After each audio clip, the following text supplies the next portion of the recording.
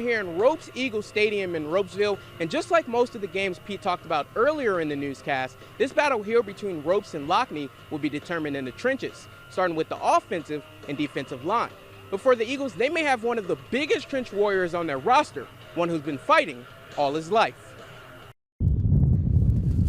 I told myself I was going to keep going, but I had a thought in the back of my mind, hey, might not be able to do it this much longer, but here I am. It's been an uphill battle for Kai Collins since he was just 6 months old. His mother, Lisa Anderson, said that's when he began losing his fingernails and having problems with his skin. On his 4th birthday, his life changed forever, as they were told he wouldn't live past the age of 12. It was horrible, and it was a Friday, so I had all weekend to question what was happening. I was in Chuck E. Cheese. They told me to get a napkin and a pen and write down this condition, which was disc keratosis congenita. And I went home and I Googled because that's the only thing I knew about it. And it took me all weekend. I read every single piece of literature they had on him because I was so afraid of him, of not knowing what his future was going to hold.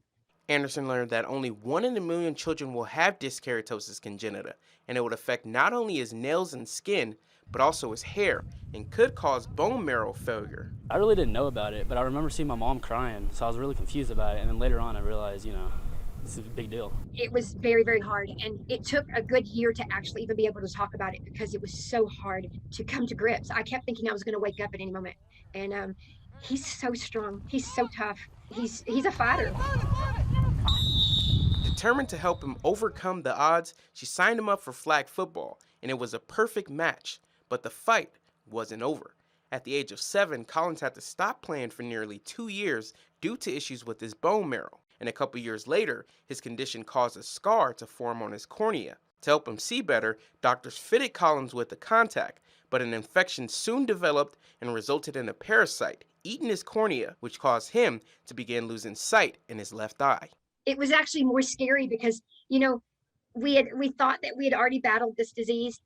And then the same year, we find out that he's got this parasite, and we had maybe a week to get ready to kill that cornea. So it seemed like it just was a domino effect, and it seemed like it was so hard to deal with. But he was such a warrior. He just went straight through it. He didn't care, and it kind of fuels you to want better, because if he's fighting through it, then I can't be the weakest link. To this day, Collins doesn't talk much about his conditions. Even while going to his routine checkups off the field, he lets his play on the field do all of his talking. When I would think of it, I just want to prove people wrong, you know what I mean? Like usually when you tell people they think you can't do it or they ask if you can do it, I'm normal. Like I can do anything I want. You would never notice it. Unless he said something, you wouldn't notice it because he doesn't prefer one side or the other. He plays both sides of the line. He plays tackle, he plays guard. He's even snapped. He's so tough. He's so strong. And I think he just wants to be normal. That's what's so sad. And I think he is normal. I mean, he plays as much as he can. He is very good academically. Ropes is amazing. And everyone has accepted him as just normal, even though if they only knew he was very, very rare. And beyond his bond with his coaches and teammates, he's always had his biggest supporter right by his side. We are very close. I think more than most moms and sons are. Just because we have had to travel to Washington, D.C. to see specialists. He was a kid's kid with Kid Craddock in the Morning. So they took us to Disneyland. We've gone so many places, just him and I.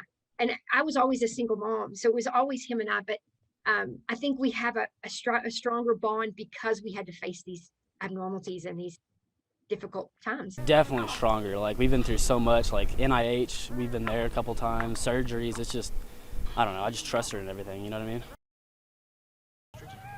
Collins and his mother hope to end this season with a chance to play in college, as they plan to continue to fight the good fight at the next level. Live in Ropesville, Ronald Clark. That's it for sports. We'll be right back.